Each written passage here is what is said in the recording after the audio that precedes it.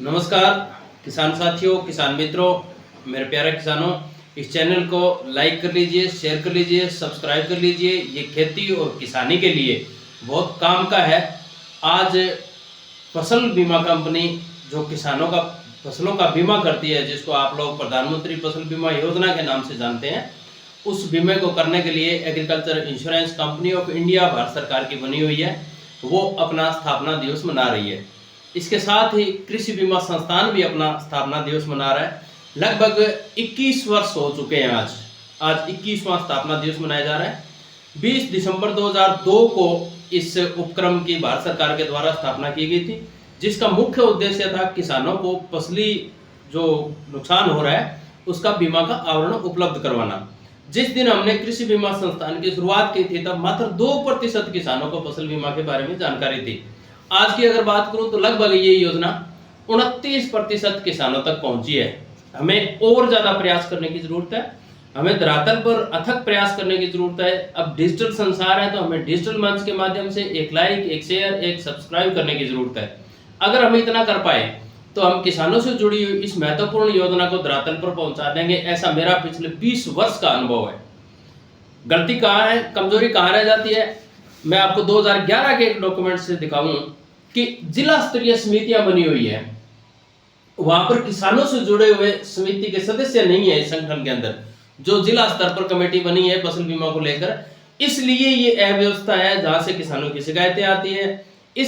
इसलिए अगर हम इस व्यवस्था में सुधार कर लें, अच्छे पढ़े लिखे फसल बीमा योजना की जानकारी रखने वाले लोगों को अगर कमेटी में अपने विधायक और सांसद के द्वारा नॉमिनेट करवाएं, तो किसानों की इस समस्या का समाधान हो सकता है। इसके साथ साथ हमें फसल बीमा करवाने के लिए इस तरह के ऑप्शनल फॉर्म्स भी मिलते हैं कि कौन करवा सकता है, कौन नहीं करवा सकता। इसकी जानकारी बैंक में जाकर जरूर दुरुस्त करवाएं। अगर आप ऐसा नहीं करवाते हैं तो बैंक को पता नहीं रहता कि आपका बीमा हुआ या नहीं हुआ। इसके अलावा भी सरकार की अगर मैं 2006-07 की बात करूं तो इस तरह का फसल बीमा का पॉलिसी बॉन्ड भी दिया जाता था। वर्तमान में ये बॉन्ड डिजिटल कर दिया गया है। अब डिजिटल माध्यमों से दिया जाता है, इलेक्ट्रॉनिक माध्यम से दिया जाता है, इसलिए फिजिकल कॉपी जरूरी नहीं है। 2010 की अगर आप योजना देखेंगे तो न्यूज़पेपर्स ने बड़ा प्राथमिकता के स्थान दिया था हमारे इस कार्यक्रम को।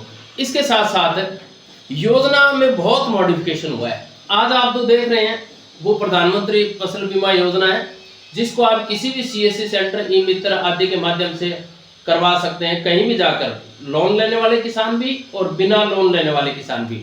इसके बाद में अगर मैं बात करूं तो मौसम आधारित फसल बीमा योजना जो 2006-07 के अंदर थी, कुछ जिलों के अंदर, कुछ राज्यों के अंदर ये योजना भी चलाई जा रही है।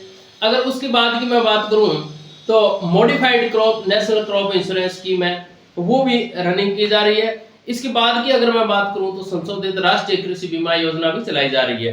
ये अलग अलग योजनाएं हैं, ये उनकी गाइडलाइंस है। हमारे किसानों के साथ समस्या क्या है कि हमें प्रॉपर जानकारी नहीं मिल रही है।